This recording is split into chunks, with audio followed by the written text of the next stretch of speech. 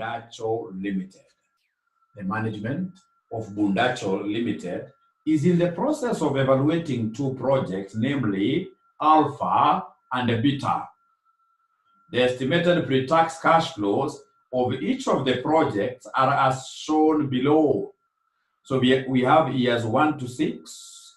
We have Project Alpha, pre-tax cash flows, Project Beta, pre-tax cash flows. So we have there Project Alpha costs 3.8 million and has an estimated lifespan of 4 years. Project Beta costs 8 million with an estimated lifespan of 6 years. Both projects have a zero salvage value. Note 4, an investment in working capital of 825,000 will be required, irrespective of the project to be undertaken. Note 5, the cost of capital for the project is 12%. The corporation tax rate is 30%. Using discounted payback period, recommend to the management of Bundacho Limited on which project to do what year to undertake, which project to undertake. Ladies and gentlemen, the first thing that will draw my attention to how I should tackle this question is note number 6. Note number 6 is giving us the corporation tax rate. Whenever you are given corporation tax rate, in these questions of discounting, in these questions of present valuation, net present value, etc., payback period, discounted, etc. models, whenever you are given corporate tax, one thing always stands out clearly for us, which is computation of depreciation. So we are writing there that because the rate of taxation has been given,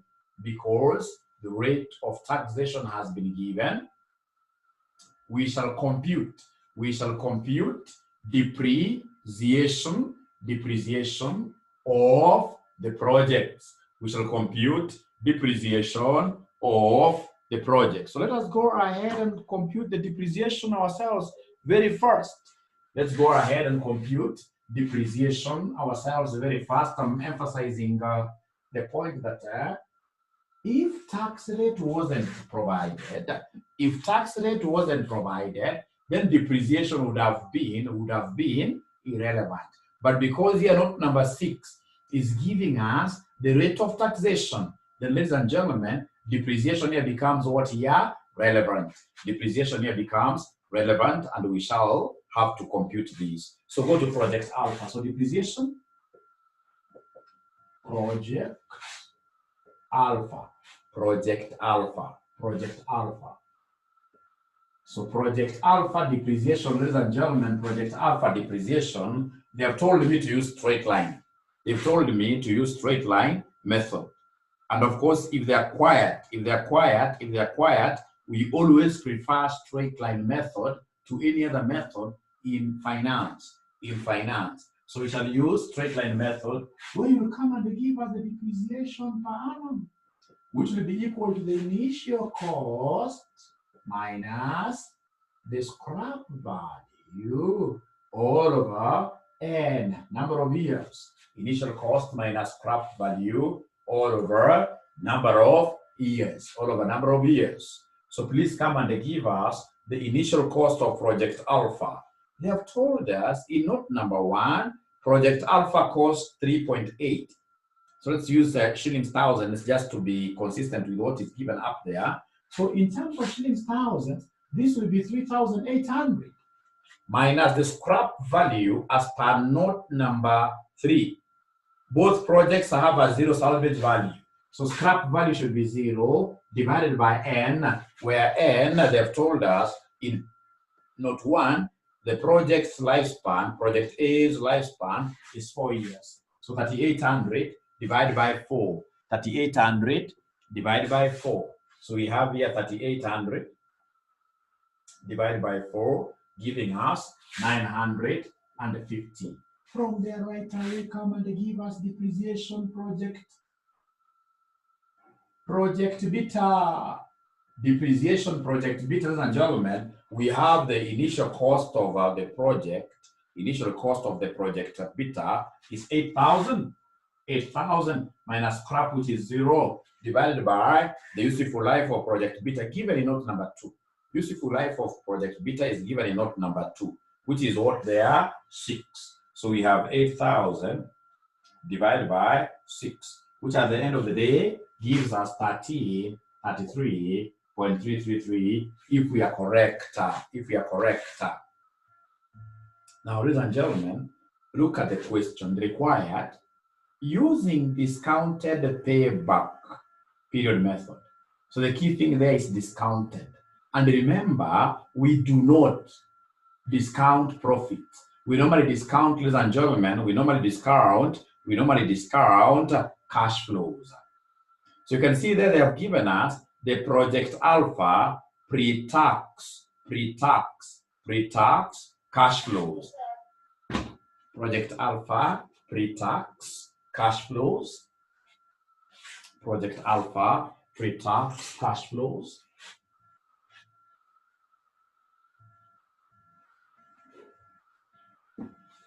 So these pre-tax cash flows, I would want you to listen to me very well. The pre-tax cash flows are basically, ladies and gentlemen, profit here before depreciation and what here? Tax. Profit before depreciation and taxation.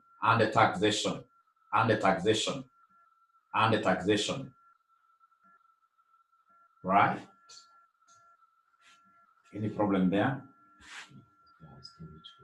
Or which question? Perhaps I've moved quite fast. We are looking at, ladies and gentlemen,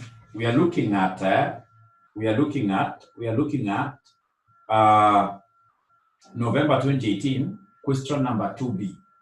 November 2018, question number 2B. How many students have that question with them?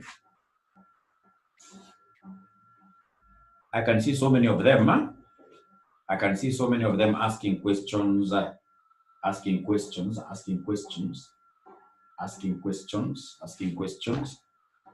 Could you kindly send them that sitting on WhatsApp? Just send them there. You can get it very fast. Or if anybody has got that question, simply pick it very fast and then you send it to our WhatsApp. But if you remember again, I'd given you the questions which you were to do. You guys were to print them. I gave them on your WhatsApp because this wastes some time.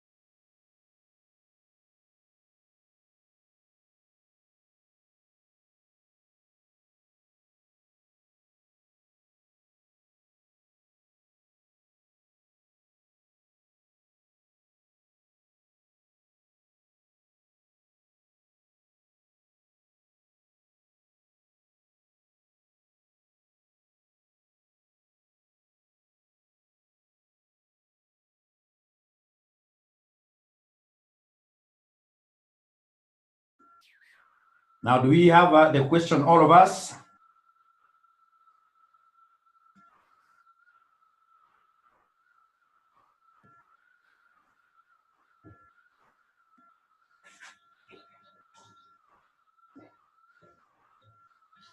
Hello, are you able, do you have the question now? They can't.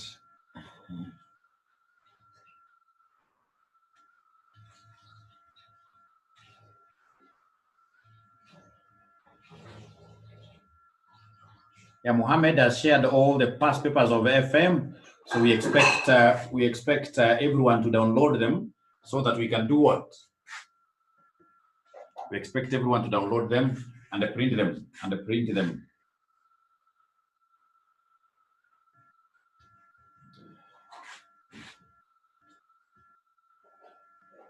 Great. They are thanking you, Mohammed, for that good job that you've done.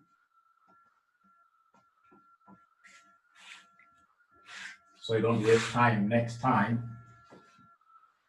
Now, as we wait for students, ladies and gentlemen, to really come up to speed with this question, I would want us to do something a little bit different. A little bit different. Because I can see they are talking of payback period, and perhaps some of us may not be knowing what payback period is. Now, if, for example, you are given a situation, you are given cash flows here. This examiner gives you cash flows year 1, year 2, year 3. And then he gives you year 1 cash flow to be 10, year 2 cash flow 15, year 3's cash flow, he gives you, for example, 4. And then he tells you that the initial outlay is 18. Is Kenya shillings 18. And then you are required, ladies and gentlemen, you are required here to determine the payback period, the normal payback period. The normal payback period, perhaps at the back of your books, if you could copy this very fast, I just show you how to get the payback period normally before we look at the discounted payback period at the back of your books. At the back of your books.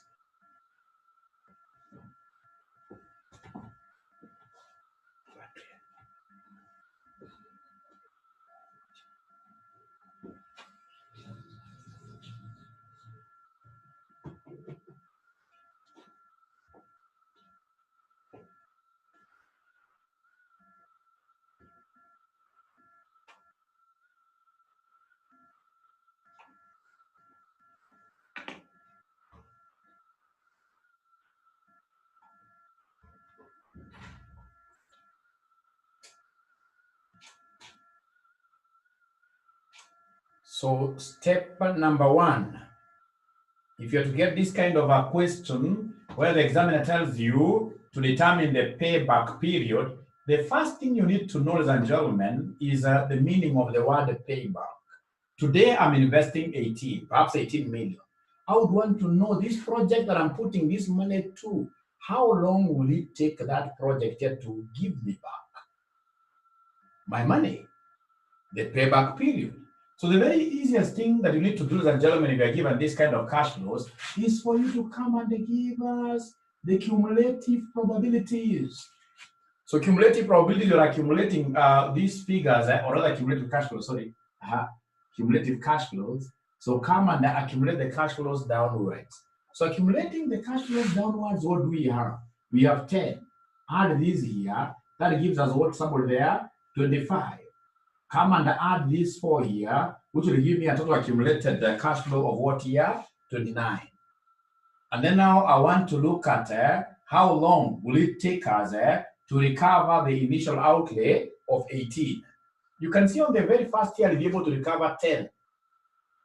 On the second year, I'll be able to recover, but you see, I want exactly 18. So 18 is in between here. 18 is in between 10 and 25.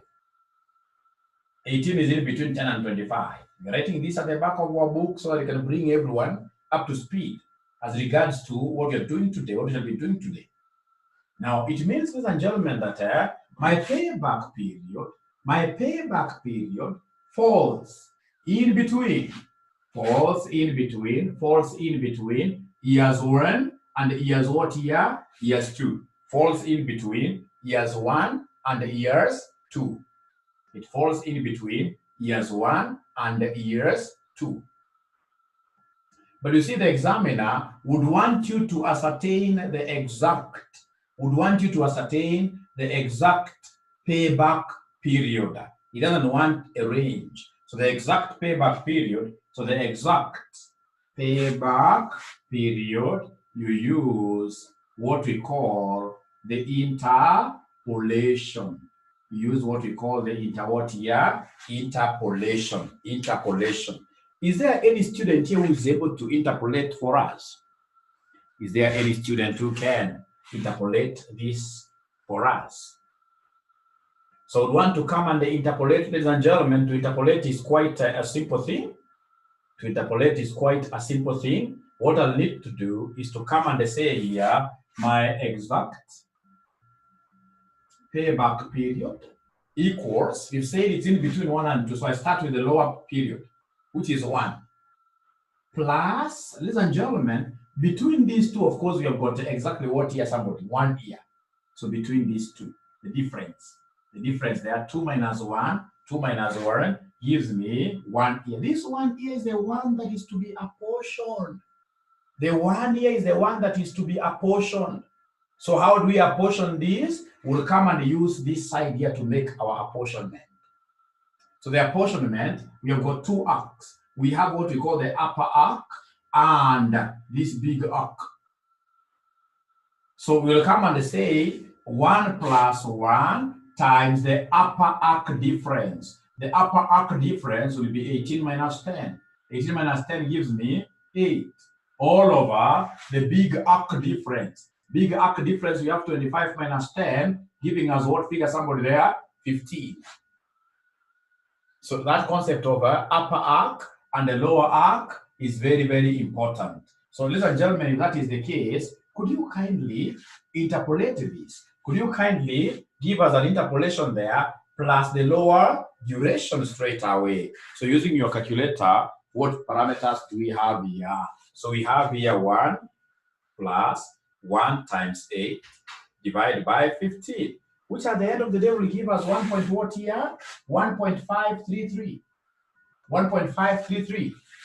So 1.533 years is the exact duration it will take us, ladies and gentlemen, for us to be able to recoup our initial investment. Thank you very much. Now, but you see, your examiner nowadays cannot put it to you that easily. Your examiner nowadays, he'll go ahead in the additional information and give you the cost of capital. He'll give you the cost of capital. Your examiner will come and give you the cost of capital. He'll give you the cost of capital is 10%, for instance. And then you'll be required, my great friends, to determine the payback period. What we call the discounted. You determine the discounted payback period. You determine the discounted payback period. So then how do we get this discounted payback period? Ladies and gentlemen, for us to be able to get this discounted payback period, this will be quite a simple thing to do. What you need to do is to come and give us the discounting factors. You discount the cash flows. Any question? Discount the cash flows. So come here and give us the discounting factors. These discounting factors, basically, they will be our PVF. PVF is present value interest factor. And if you can recall, why are we making use of PVF here? We are making use of PVF simply because our cash flows are doing what? They are fluctuating. So the PVF here formula, which I've just shown you when we started, is 1 plus R raised to negative what here? Negative N. Of course, ladies and gentlemen, If we have, like now, we know 10% is found on our tables there. If you go to the discounting tables, 10% is there. You are better off reading that particular table about, in this case, you're rather on the 10%. Simply go to the 10% and then you walk through the periods like that. But normally what I tell my students, I normally prefer, ladies and gentlemen, students who are able to use the formula throughout. Because in most cases, they'll give you a discounting cost of capital, which is not within the table, like 9.2, etc., etc. So we are better off always knowing how to discount this using a calculator. So then our R is the cost of capital, which is 10%. So then this will be 1.1 raised to, the first period here is 1. So we have there 1.1 raised to -1, which will give us what figure, somebody here? 0.9091. The same raised to -2, which will give me 0.8264 raised to power 3. Raised to power 3, which will give me 0.7513. And then you come and create a column of discounted cash flows, where you discount now your cash flows. So discounted cash flows. Discounted cash flows are also known as what here? Present values. Present values. So please come and multiply, like now this and this will give me 9.091. And then we have 25 and that. So we have here 25 times 0.8264, giving me 20.66. And then lastly, we have 29 times 0.7513, giving me 21.79. Now from there, ladies and gentlemen, come and give us the total 21.79 plus 20.66 plus 9.091, which in this case I'm getting as 51.541. This one here will be called the total present value.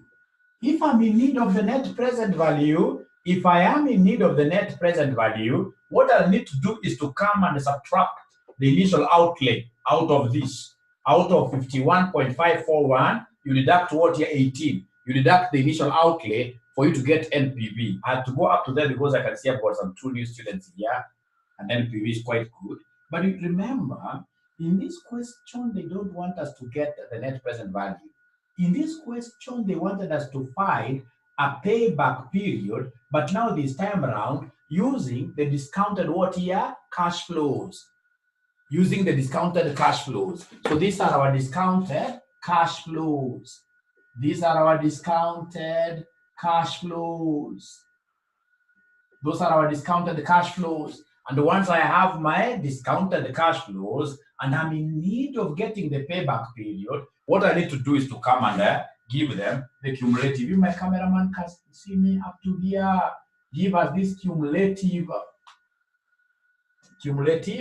discounted cash flows.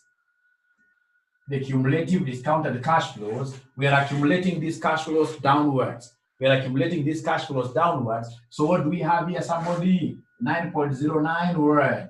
Come and add the 9.091 to this figure. You add. Somebody add for me and then give me the cumulative cash flow for this. 9.091 plus 20.66. What do we have? 9.091 plus 20.66. What do we have there? Somebody. What do we have there?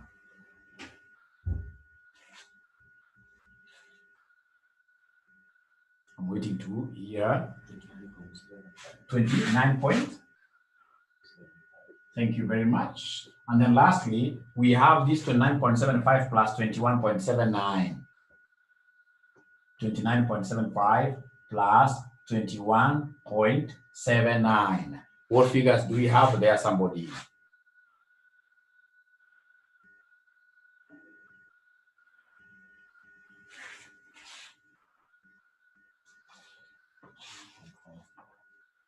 Mm-hmm. 51.54. Thank you very much. Now, ladies and gentlemen, remember, for me, what I'm interested in is to know how long will it take me to recover the initial outlay? Don't forget, initial outlay amount is never discounted, because this is an amount which is being incurred today. So how long will it take me to get this 18? So come and fit this 18 in this cumulative cash flows. So you fit 18 here, fit 18 there. And then from there, ladies and gentlemen, please go ahead and give us the payback period now. The payback period. Just try. Today, you guys, I don't want to talk to me so much. I'm used to this class being a talkative class. I don't know about this class in any other way. I know that they are very aggressive. So I want somebody to come and discount, or not discount, but give us the exact payback period. Give us the exact payback period.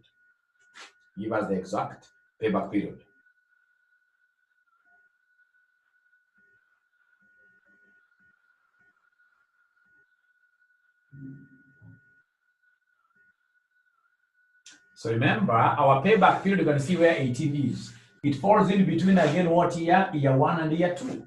So it means that the exact payback period will be equal to the lower duration plus the difference between the two. 2 minus 1. 2 minus 1 gives us what there? Gives us 1. Times the difference of the upper arc.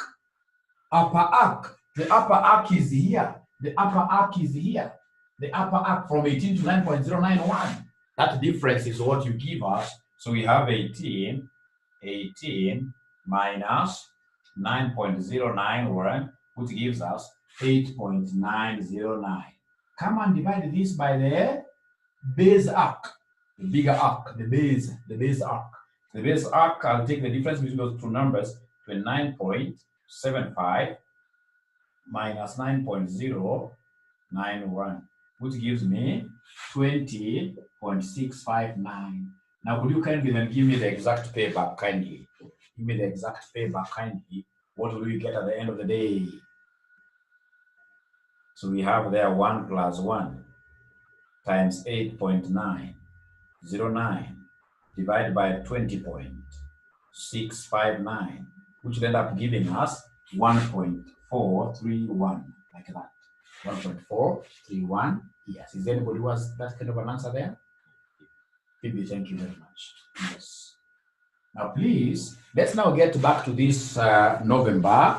I hope now all of us have the past papers, and please print them. If you don't print them, we start looking for them all over during class time. That will always lead to wastage of approximately 10 minutes.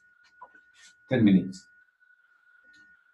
So, November 2018, question number 2B. The management of Bundacho Limited is in the process of evaluating 2 projects, namely Alpha and Beta. Then they have given us the estimated pre-tax cash flows of each of the projects are as shown below. So they've given us from year 1 all the way to year what year? Year 6. Year 1 all the way up to year 6. So I'll come and copy. I'll come and first of all compute the discounted payback period for project Alpha. So mention there project Alpha. It's even good we started doing this question from scratch. Would have really messed. There's something here that would have taken us to hell.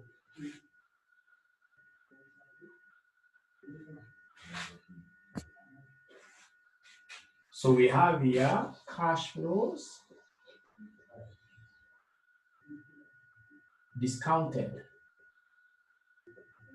cash flows of Alpha, project Alpha. So we have here our year. So we have here 1, 2, 3, 4, 5, 6.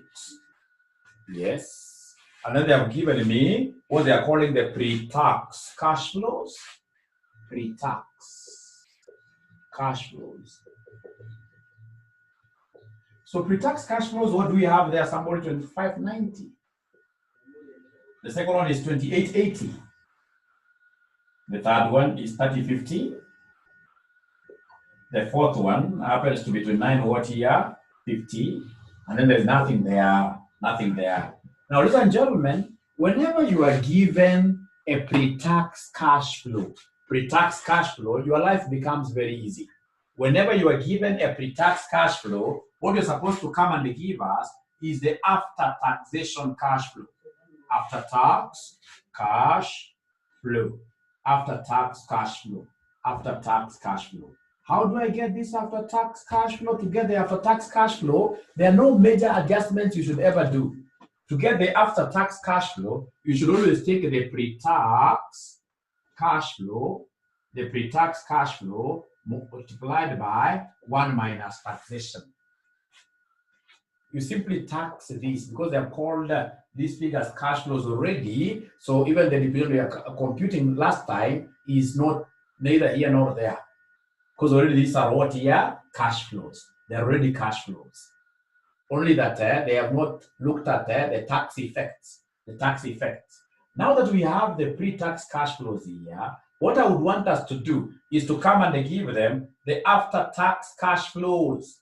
After-tax cash flows, supposed to be after-tax cash flows equals pre-tax times 1 minus t. And the taxation rate has been given as 30%. Look at note number 6. Note number 6, the corporate tax is 30%. So it means that my 1 minus t will be 1 minus 0.3, which gives me what here? 0.7, which gives me 0.7. So what you need to do is to come and multiply these figures consistently with what here? Somebody 0.7, consistently with 0.7, for you to be able to get, the after-tax cash flow. For you to be able to get the after-tax cash flow. So you take 2590 times this. Give us a figure. We write. 2590 times 0.7. Give us a figure we write here. So we have here 2590 times 0.7, giving us 18 what here, somebody? 1813. From there we have 2880 times 0.7, giving us 2016. From there we have 3050 times 0.7, giving us 2135. From there we have 2950 times 0.7, giving us 2065, like that. Now, having gotten those pre-tax or other after-tax cash flows, the next thing, because this examiner wants me to ascertain the discounted payback period, I need to come and look at the discounting factors. So mentioned there, discounting factors. These are basically the PVs, which will be 1 plus R raised to negative N. Discounting factors, PV, present value, interest factor, which is 1 plus R raised to negative N. So 1 plus R. Have they given us the cost of capital? Yes. Note number 5. They have told us that the cost of capital of the company is 12%. So then we have here 1 plus 12%, that is 1.12 raised to minus 1. 1.12 raised to minus 2. 1.12 raised to minus 3. 1.12 raised to minus 4. Give us figures. So we have 1.12 raised to minus 1, giving us 0.89. 0.8929. Then we have 1.12 raised to negative 2, which gives us 0.7972 raised to 3, which will give me 0.7119. And then raised to power 4, what do we have there? 0.6355. Now, once I have my discounting factors, I will move with speed to multiply them with this, so that I can get what we call the discounted cash flows, so that we can get the discounted cash flows. So move with speed and they give us the discounted cash flows. Move with speed for you to give us the discounted cash flows. So we have here discounted cash flows, discounted cash flows, discounted cash flows, discounted cash flows. What do we have here at the end of the day? So discounted cash flows, ladies and gentlemen, will be 18. Please check for me whether there is any question there. We need to move together with this series of mine. 0.8929 equals, we can decide to work with 2 decimal places, no problem. 2 decimal places for the discounted cash flows. PVs, of course, they must be 4. But discounted cash flows, 2 is sufficient. So we have here 18.83. 2016 times 0.7972 equals, we have here 1607.16. We have 2135 times 0.7118, giving us 1519.69. And then we have 2065 times 0.6355, giving us at the end of the day 1312.31. Now, ladies and gentlemen, who can talk to me today? Who can tell me, what do you think do we need to do for us to be able to get the payback period, which is discounted from this information given? What do you think could be the next step for us? What do you think will be the next step for us? What do you think will be the next step for us? Somebody talk to us tonight.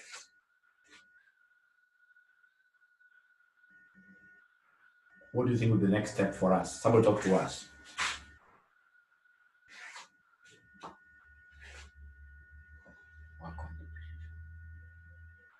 No. Depreciation here will not feature at all. Why? Because the examiner gave us what here, somebody? This. If he had given us the way we had thought, profits before depreciation and what, or rather any profit figure, then depreciation would have been relevant. But now here he gave us cash flows for us. The only thing that he never did was the tax adjustment. Now the next thing that you're supposed to do here is to come and ascertain the cumulative. Give us the cumulative, give us the cumulative discounted cash flows.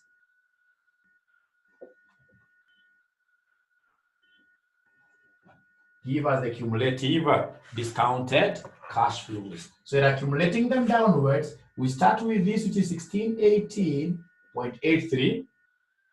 So we have here 1618.83 plus 1607.16 equals, I'm getting 25.99 plus 19.69 equals, I'm getting 45.68 plus 12.31. I'm getting 57.99. Now, ladies and gentlemen, now having gotten those cumulatives, I know that the next thing will be for me to locate, will be for us to locate the initial cost of the project. The initial cost of project Alpha is 3.8. The initial cost of project Alpha is 3.8. Can someone tell me where does 3.8 fall in these cumulative cash flows? The cumulative discounted cash flows, where does 3.8 fall? Tell me, between which year and which year? Tell me. Between which year and which year? 3.8, is there somebody who is able to see?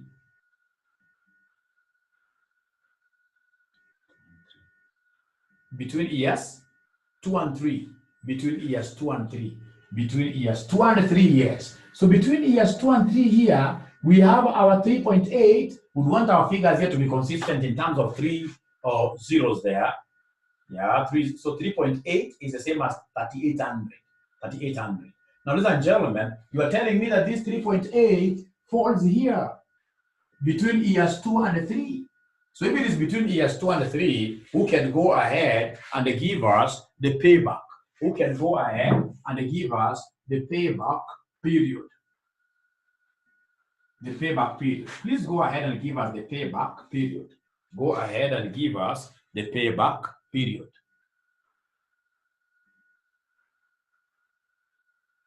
Go ahead and give us the payback. Thank you very much. I can see responses there. Students are really, I should even now move with my normal speed, because I was wondering today what is not happening. Now comes my students don't want to respond. Now see the chats, now I can see we're together. Remember, it doesn't matter, even if you get it wrong when you are responding, getting it wrong is part of studying, it's part of learning, it's part of learning, it's part of learning, it's part of learning. There's a question. Yes. There is a problem. There's a problem. There is working capital. There is working capital. We are told in note number 4, an investment in working capital of 825 will be required. Thank you very much. So in this case, ladies and gentlemen, the initial outlay changes slightly. The initial outlay, thank you very much for that question. The initial outlay changes slightly. So we have the initial cost of the project. Initial cost of the project is the one that is 3,800. And then of course you'll come and add the working capital, which is required. Sorry for that. Add working capital required of 825 for project A. For project, an investment in working capital of 825 will be required. So 825, thank you very much for that. So please give us this total here. Give us that total 3,800 plus 3,800 plus 3,800 plus 825. Now that you have started speaking now, so this gives us 46 what here 25.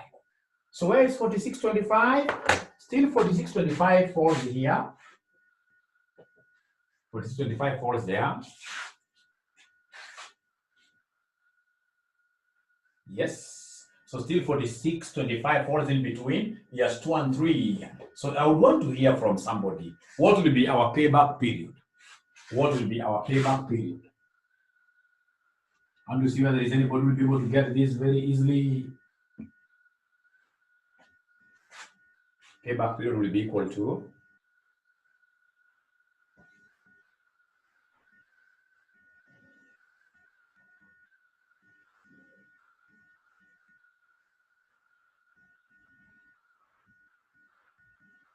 is anybody who has been able to get that payback period?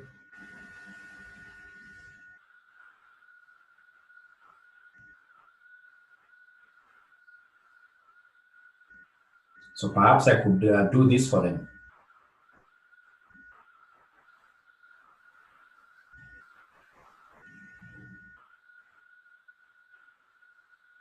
So for the payback period, what I'll do is to come and pick the lower duration, which is 2, plus the difference between the two durations, bigger duration minus smaller duration, multiplied by our pro rata figures. Our pro rata figures, you have to be quite keen here. We have what we would have called in this case here the upper cut or arc.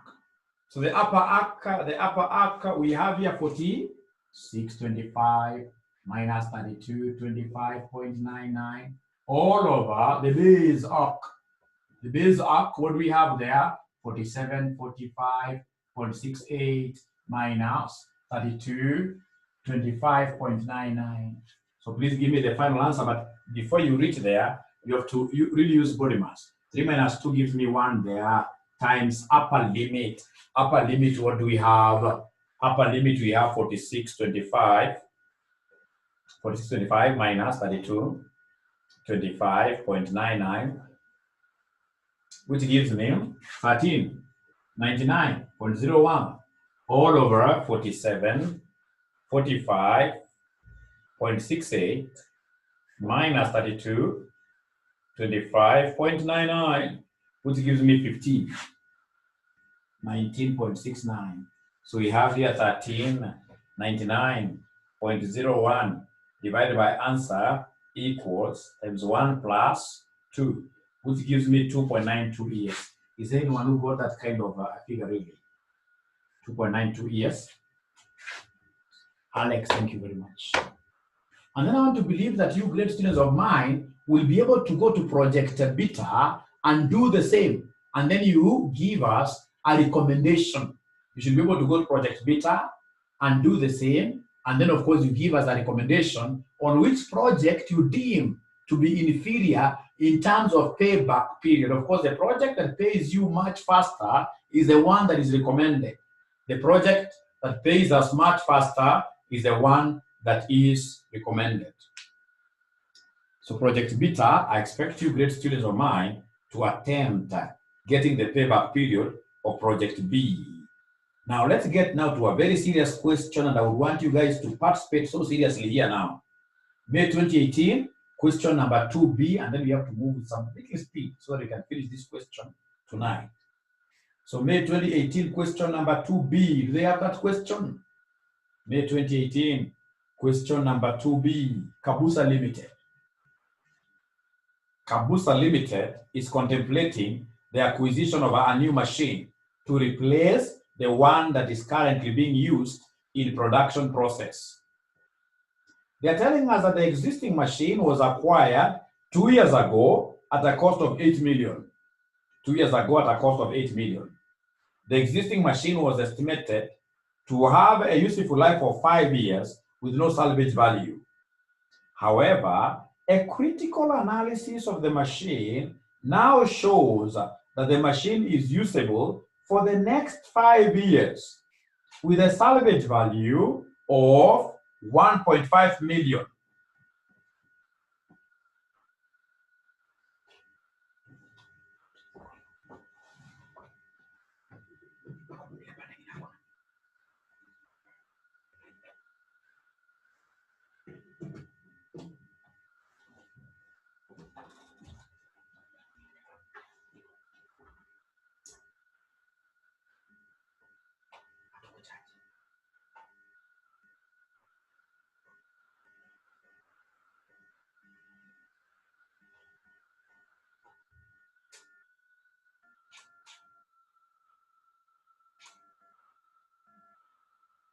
Yeah, sorry for that hiccup. This technology, we are trying to learn the ropes. So we are told here that the existing machine was acquired some 2 years ago at a cost of 8 million. The existing machine was estimated to have a useful life of 5 years with no salvage value. However, a critical analysis of the machine now shows that the machine is usable for the next 5 years with a salvage value of 1.5 million. The existing machine can be disposed of now at shillings 4 million. The new machine is expected to cost 12.56 million with a salvage value of shillings 4 million at the end of its useful life of 5 years. The new machine will also require an additional investment in working capital. Please underline working capital there. You should not forget about it. In working capital of shillings 2.6 million at the start of its useful life, which will, however, be recovered at the end of its useful life. The following information relates to the estimated earnings before depreciation and the tax over the coming 5-year period for the two machines. So we have the new machines vis-a-vis the existing machine. So we are told here, Kabusa Limited's cost of capital is 13%. The company applies straight line method of depreciation. The corporate tax rate is 30%. Using the net present value technique, advise the management of Kabusa Limited on whether to replace the existing machine with the new machine. So this is an examiner who is wishing me success. And remember, this is an area that I have to know because it rarely misses in my exams this concept of replacement of machines. Replacement of machines. Replacement of machines. If you look at your past papers, like if you look at November 2017, if you have your past papers, November 2017, even now they are starting from up there. Current bottling company is considering replacing one of the bottling machines with a more efficient one. The old machine has a current net book value all over. If you look at, for example, even the other one of November 2016, Muarakaya Limited is considering, November 2016, Muarakaya Limited is considering the acquisition of a new machine to replace the existing. So very, very common. And that's why I've chosen this one, which is very comprehensive. Once we appreciate this, then we'll have known everything about this replacement of machines. We did one question in our last class. So where do we get started? Where will we start tackling this question from? We normally look at the three types of cash flows that I told you. Number one, we have cash flow at the beginning, we have cash flow at the end, and then we have got in between the operational cash flows like that. So let us start with the initial cash outlay.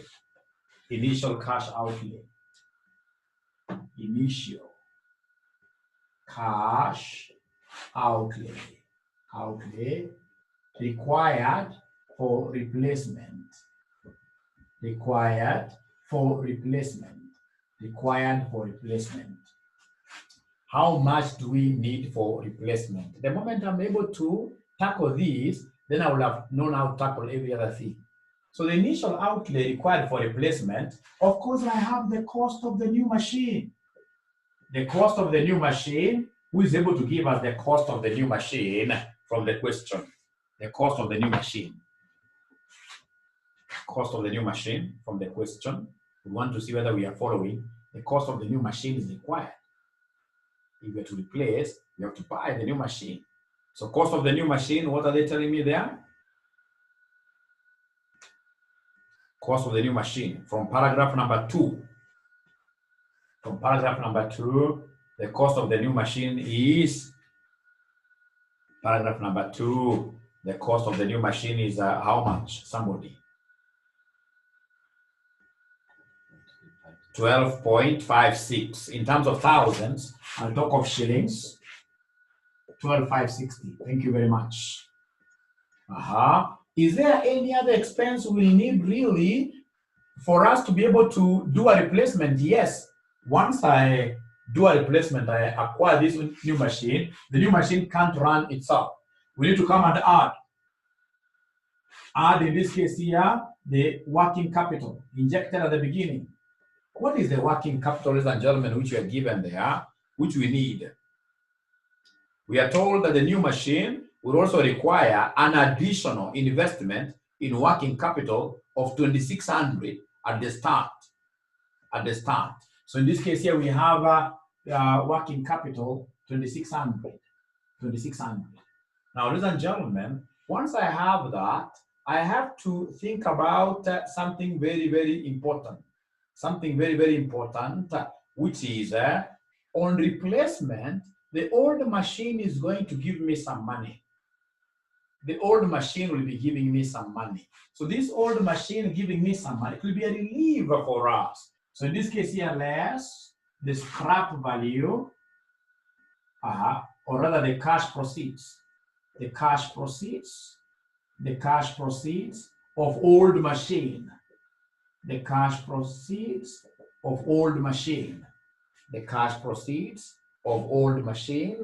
What do we have there? Somebody, we are told in paragraph number 1, the last sentence of paragraph number 1, the existing machine can be disposed of now at 4,000. 4,000. So in terms of cost, in terms of what I need at the beginning, this will be a relief on me. So I have to subtract. Then the other component that so many students will forget is the concept of what here? The taxation. The tax on disposal. Disposal. So meaning that you need a disposals account. You need a disposals account. So come and give us a disposals account. Come and give us a disposals account. Give us a disposals account. So disposals account, ladies and gentlemen, what do we have here? Disposals account, what do we have here? Disposals account. I would want to know, this old machine that I'm going to dispose, am I going to make a profit out of it? Or in this case here, am I going to make a loss out of it? So I need the net book value of the old machine. Net book value, old machine. You guys are accountants, could you kindly help me calculate the net book value of the old machine? You guys are accountants. Please give me the net book value of the old machine. Remember, the most important thing for this old machine that I would want to get tonight, it will be the accumulated depreciation. We are told that at the point of us selling this machine, 2 years have lapsed. We bought the machine for 8,000. Don't write on this. This still is an area that I'll need. So the cost of the machine was 8,000. We are told in this case here, the old machine does not have any scrap value. If you read that question very well, we are told that the third line, first paragraph, the third sentence, first paragraph, the existing machine was estimated to have a useful life of 5 years ago with no salvage value. No salvage value. So it doesn't have any salvage value. So divided by what year? 5 years. Divided by 5 years. Divided by 5 years. Could you kindly give me this figure? This is depreciation per annum. Depreciation per annum. Depreciation per annum. 8,000 divided by 5. Somebody tells me it is 1,600. But remember, since the time we bought the machine to the time that we want to sell it, the machine has knocked how many years? 2 years. And therefore, the total depreciation, the total accumulated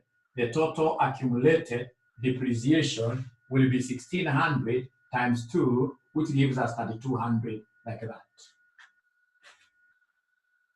And therefore, by the time I'm selling this particular machine, its net book value, which is cost minus accumulated depreciation, its net book value will be the initial cost of the machine, which was 8,000 minus 3,200, which will end up giving me what figure? Somebody as our net book value. Net book value. Kindly give us a net book value.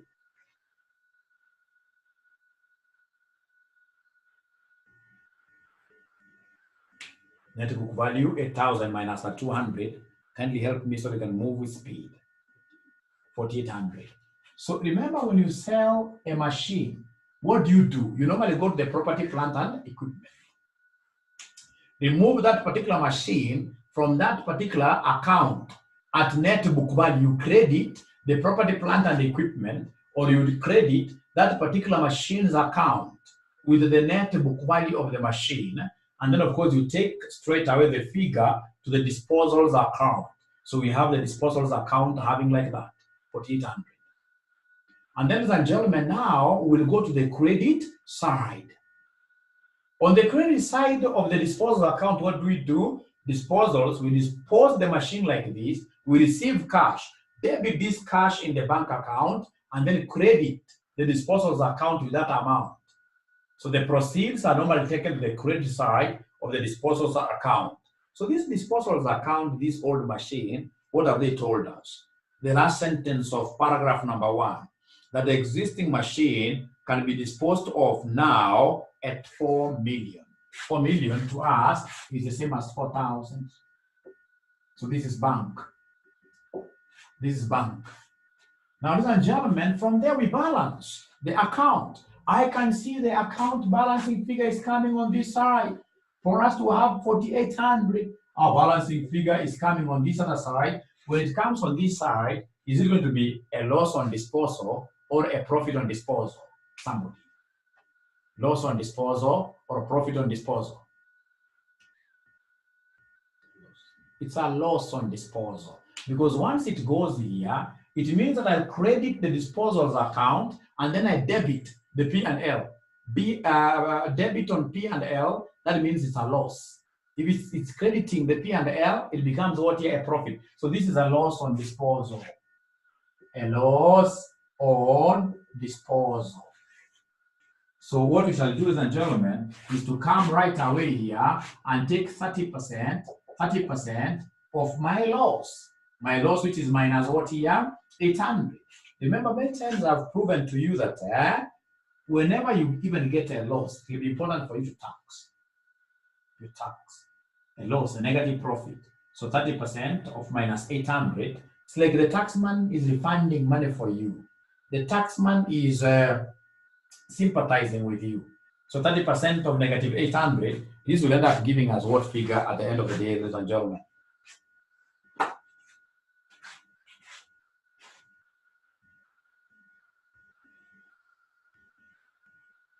30% of negative 800. That gives us negative what here, somebody?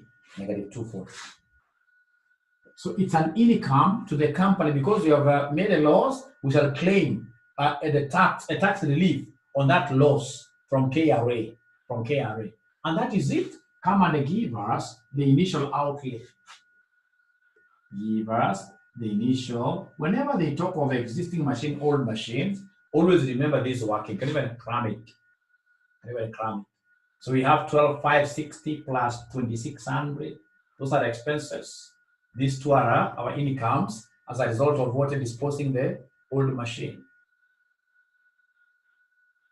So in terms of income, so disposing the old machine, we have the sales proceeds, and then we have the tax on this particular loss.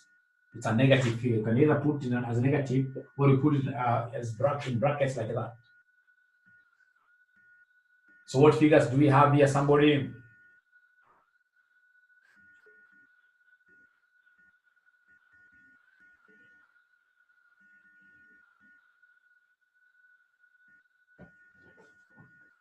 Yes. I'm being given a figure of 11,400. 11,400. Is that true?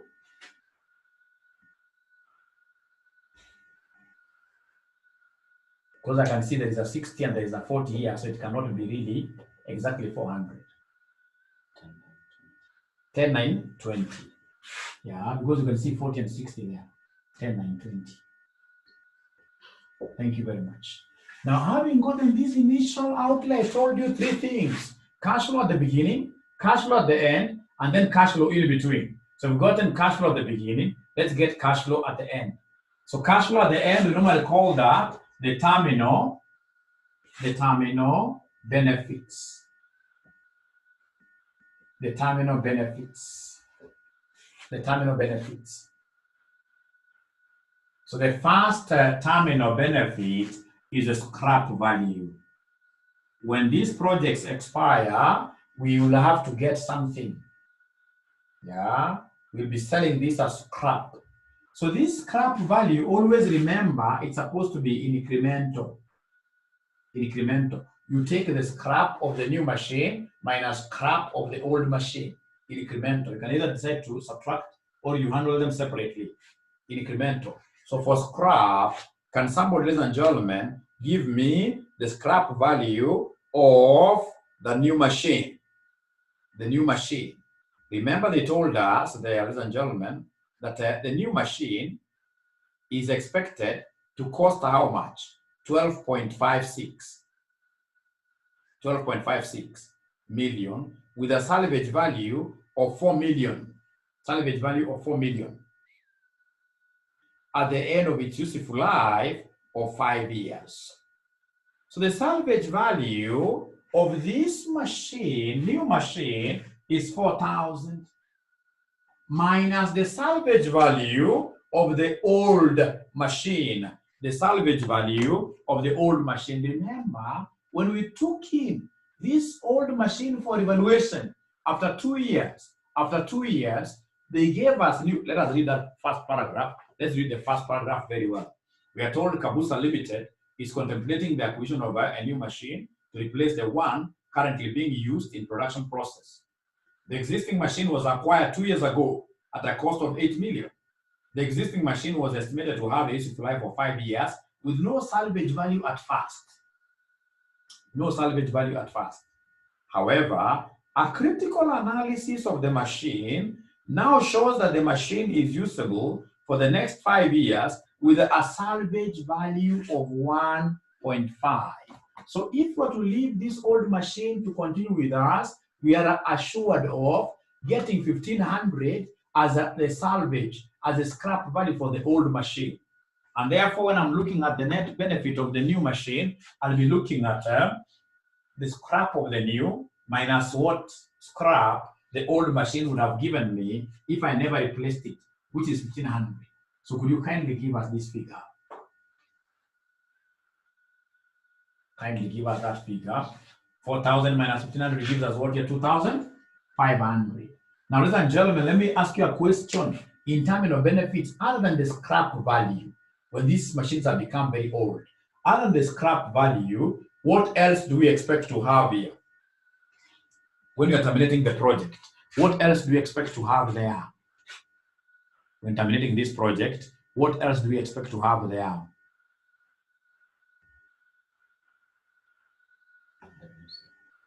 WC. Who is giving us that answer? Like 4 of them. Thank you very much. So we have here working capital. And then remember that this working capital is capital that is being released to us. Working capital is capital which is being now released to us at the end of the project. So at the end of the project, this working capital being released to us, we are adding it. We are adding it. So also remember, for working capital, we talk of incremental, incremental.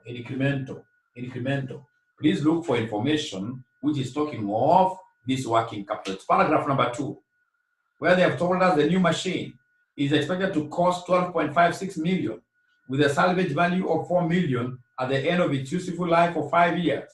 The new machine will also require an additional increase in working capital. You can see it's already an increase. So the increase, don't subtract there, it's an increase. So we have what there, somebody? 2,600. 2,600. And that will be the total cash flow, which is 5,100. So this is what we call the TC, the terminal cash flow. The terminal cash flow is 5,100. The terminal cash flow is 5,100. Terminal cash flow is 5,100. 5,100. Now, we come to the gist of that, the question. Want to do now the cream to take over the juicy part of this particular question. Ladies and gentlemen, the operational cash flows. So mention there for us, operational cash flows. The operational cash flows. Operational cash flows. So these operational cash flows, what do we have there? Operational cash flows, ladies and gentlemen, I can see them. Let me just delete this because I know you guys will give me the figures. Operational cash flows, operational cash flows, operational cash flows, operational.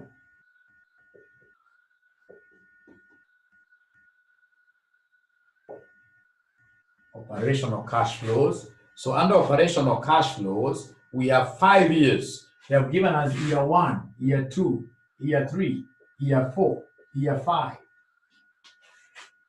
Ladies and gentlemen, I'm able to see the profit before depreciation and tax.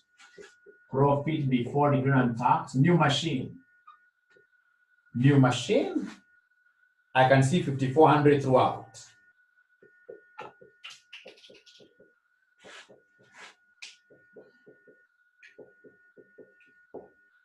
I want an incremental, so less profit before depreciation of the old machine.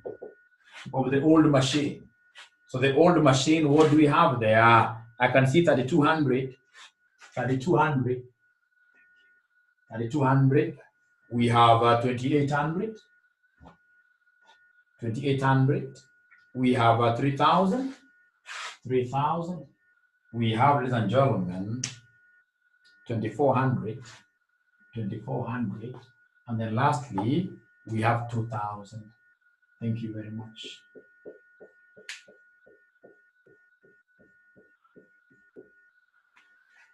Yeah, so give us the incremental profit before depreciation and what year? Tax. Profit before depreciation and the taxation. I hope you have your calculators.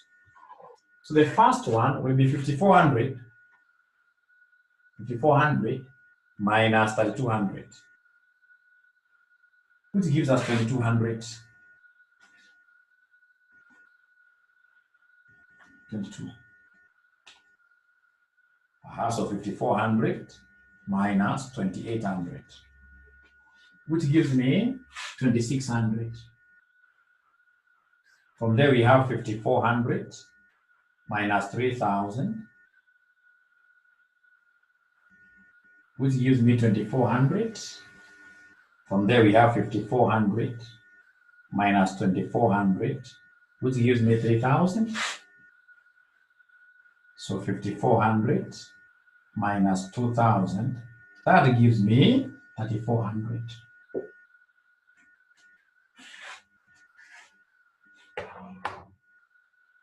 Now, ladies and gentlemen, from there, what I expect you guys to do, because they have given me depreciation, they have given me tax, I expect you to compute depreciation for the two machines for us comfortably. So come and get some space there and calculate for us the depreciation for the two machines. That's as a separate working. My brother, look at this depreciation, new machine.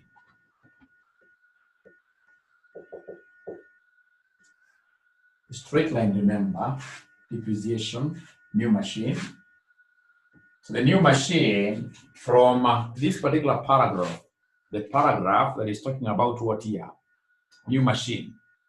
They told us that the cost is 12,560 with a salvage value of 4,000, and then useful life is 5 years. So we have here 12,600, 12,560 minus 4,000 divided by how many years? 5 years. Divided by 5 years. Come here and they give us the depreciation of the old machine. Depreciation of the old machine as well. So the new machine, ladies and gentlemen, what do we have here for the new machine? This is quite easy. The new machine, we have 12,560 minus 4,000 equals divided by 5, which gives me 1712.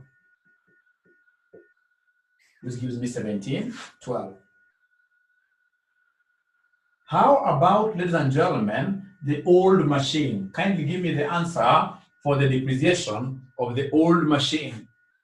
Depreciation of the old machine. What do we have there?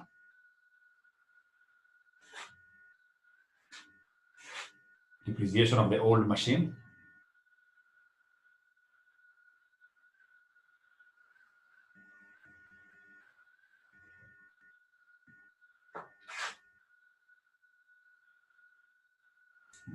I'm waiting.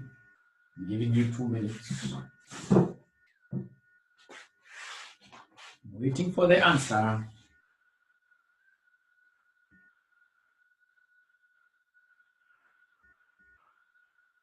For the old machine. Mohammed, that's not right. Old machine, thank you for trying, but that's not right.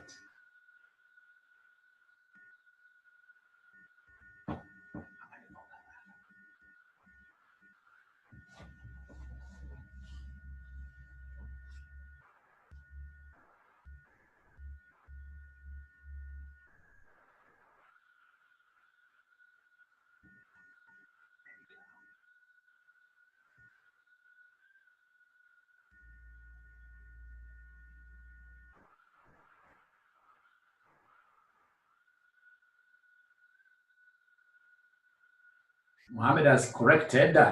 We have 1300, HP saying 1850, Galaxy saying 13, Caro 1300. Let's see who is correct. Ladies and gentlemen, remember, the old machine was bought 2 years ago. Immediately after 2 years, we decided to revalue a machine.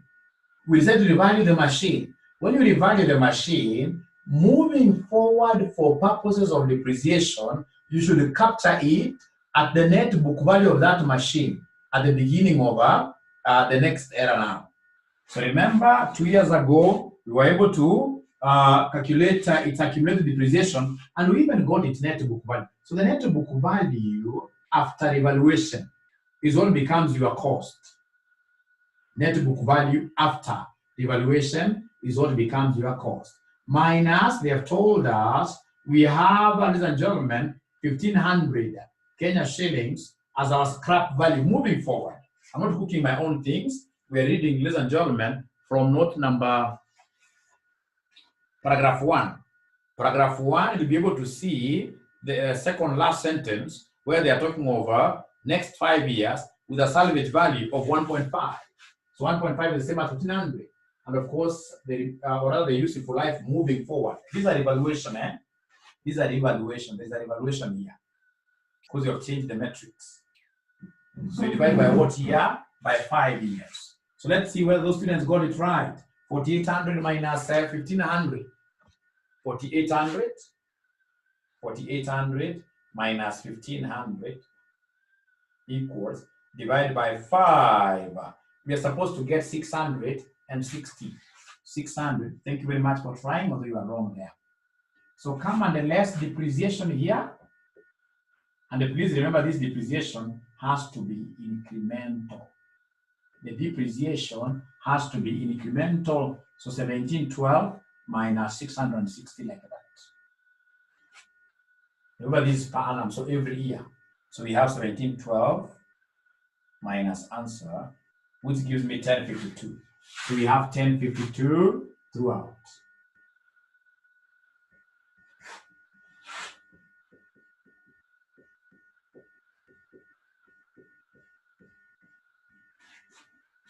So here we are, a subtract for us. What you will get will be called a profit before what? Before tax. What you will get will be called a profit before tax, you subtract. So we have 2200 minus answer, which gives us 1148. We have 2600 minus 1052, which gives us 1548. We have 2400 minus 1052, which gives us 1348. We have 3000 minus 1052, which gives us 1948.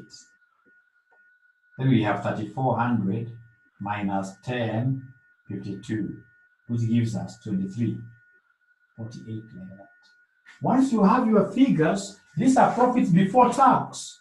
Go ahead and share these to the taxman. So less tax at 30%. Tax 30% rate was given in note number, the last paragraph before required. 30% yes. So 30%, we have times 0.3, the last one. I have the last one, 704.4.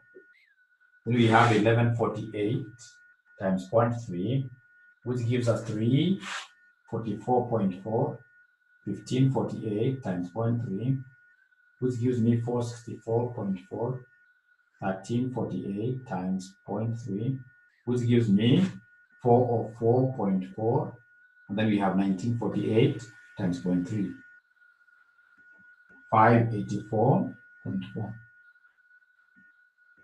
So you subtract.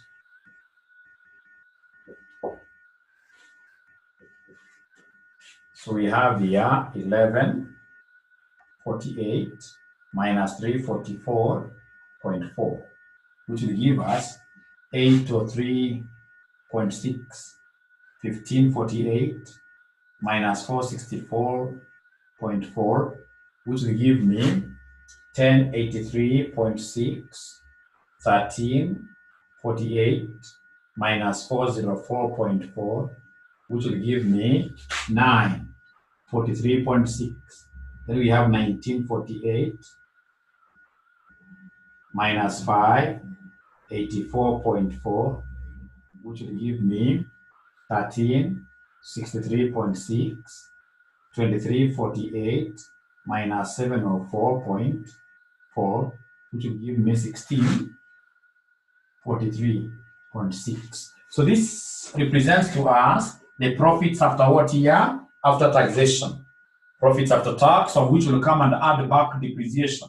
The last thing, you add back depreciation for you to be able to get what we call the cash flows. So our depreciation amounts already we have them, the incremental 1052, 1052, 1052, 1052, 1052, 10. I'm moving a little bit slow today because I know the sensitivity of this matter, right?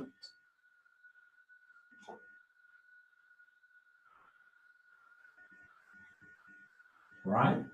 So we have there plus 1052. What figure am I able to get here? 26.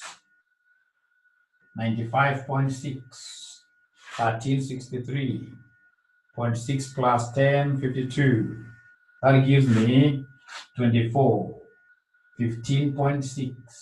Then we have 943.6 plus 1052, giving me 19. 95.6. 1083.6 plus 1052. That gives me 21. 35.6. And then lastly, we have 803.6 plus 1052, which gives me 18. 55 point what here? 0.6, like that.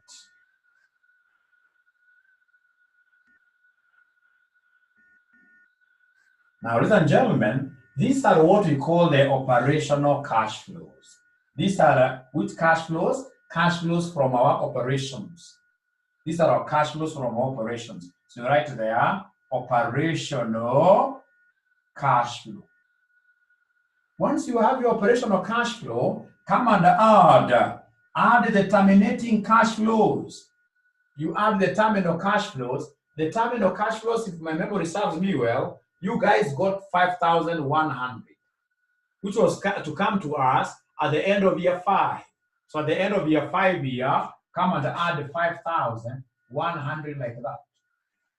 So we have here 26, 95.6 plus 5,100, which will give us 77, 95.6 like that. And then the others will remain, all the others will remain like that. All the other figures will remain like that. All the other figures will remain like that. Now, ladies and gentlemen, if that is the case, kindly come here and give us. Kindly come here and give us. Yes. How we got 1052? Yes. So we took, remember we calculated the depreciation of the new machine, 1712. And then we have depreciation of the old machine, 660. The difference between this and this is what gives us 1052, the difference. Brian Musioka had a network problem. So I hope, Brian, you are able to see how we got depreciations of the new machine and depreciation of the old machine. Right? Once we got those two parameters, we were able to subtract them. And now we came up with that figure. So come right away here. Now we want to do discounting. So you can mention there the discounting table. Discounting table, discounting table.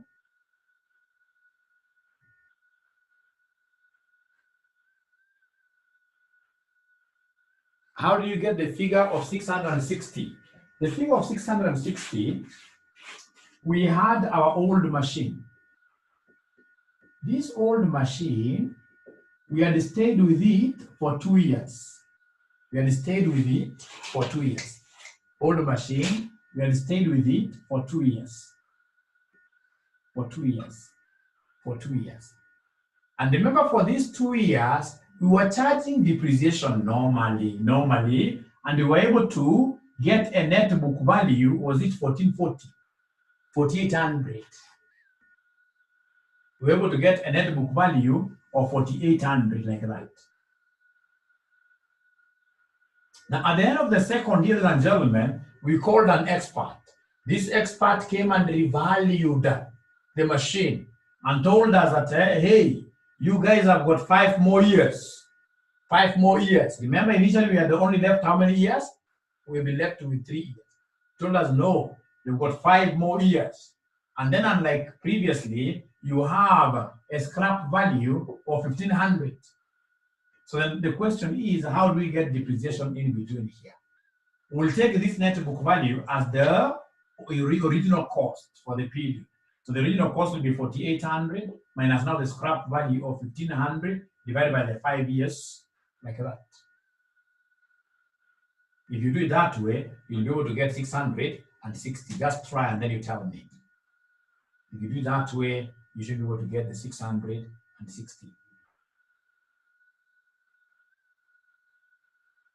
Please, when getting this particular depreciation per annum, whenever there is a revaluation, even in financial reporting, whenever there is a revaluation, there is no way you can make reference to the very old cost. No way. No way. No way. No way. So I hope Phoebe have answered you. Thank you. Great. Okay, so discounting schedule. Discounting schedule. So discounting schedule, quite easy. Now we have year 1, year 2, year 3, year 4, year 5. Ladies and gentlemen, we have our cash flows, which we'll need to discount. So cash flow for year 1 is 18, 55.6. Cash flow for year 2 is 21, 35.6. Year 3, we have 19, 95.6 to 0.6. And then year 4, we have 2415.6. Year 5, you have to be careful, work with that total, 7795.6. So create a column for PV. What is the cost of capital? Cost of capital given is 13%.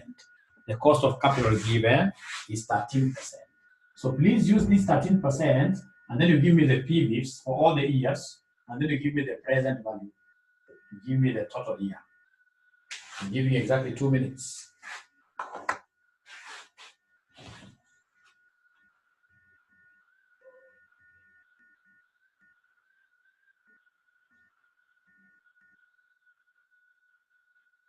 Brian, Paul, Sana, Brian, I told you if possible.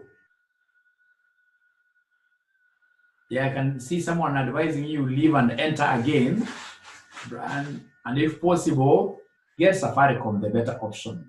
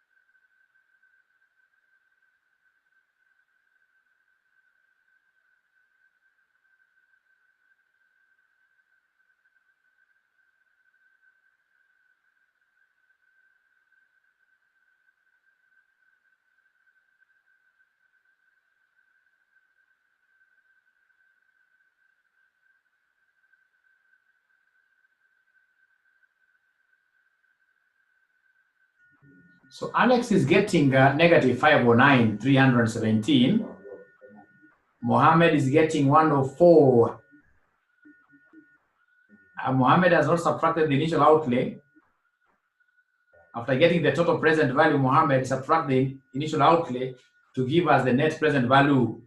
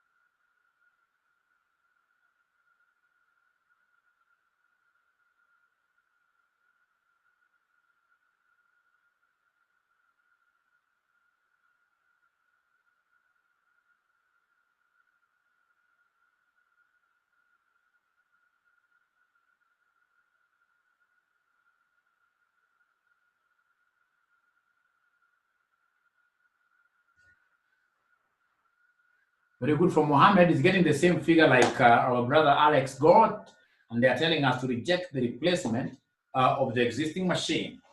Reject the replacement of the existing machine. So you see at 13%, what we have here. At 13%, ladies and gentlemen, this is what we have. At 13% in form of discounting.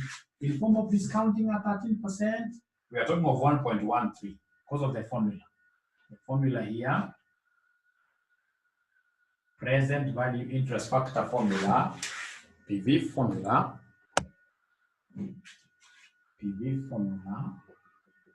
is 1 plus R raised to negative n.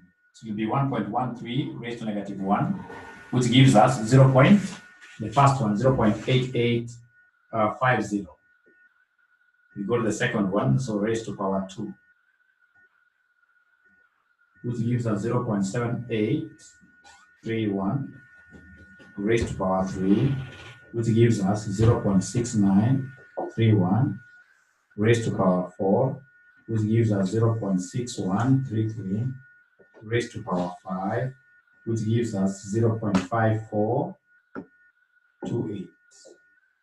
So now come and multiply this very fast. I have the first one, 1855.6 times 0.885, which gives us 1642.21.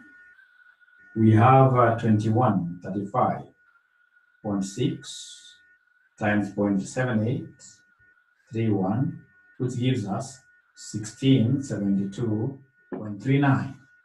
Then we have 1995.6 times 0.6931, giving us 1383.15, 2415.6 times 0.6133, which will give me 1481.49. Then lastly, we have 7795.6 times 0.5428, giving us 4231.45. So come and add up everything.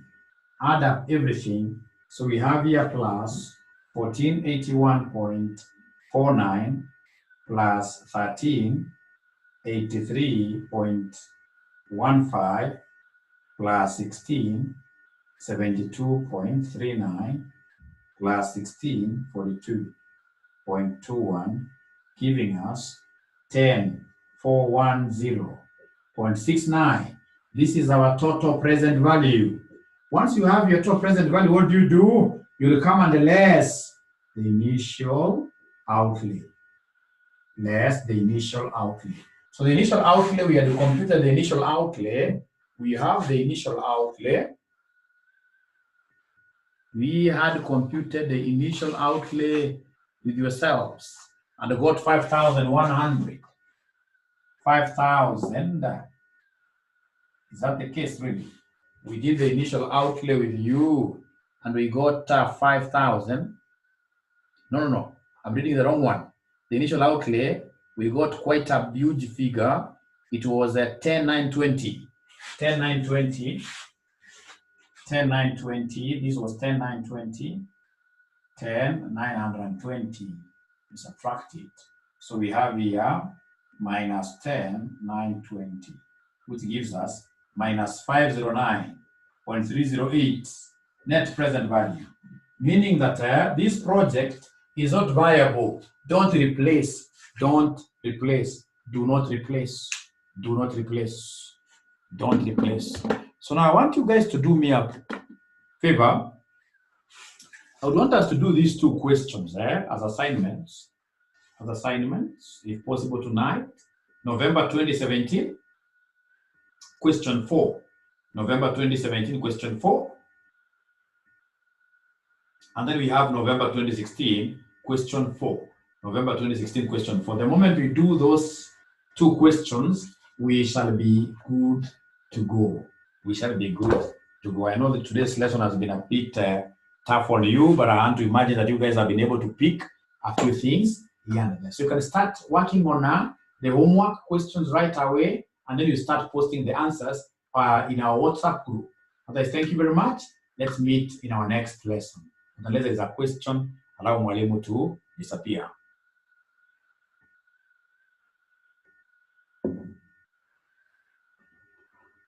Which question?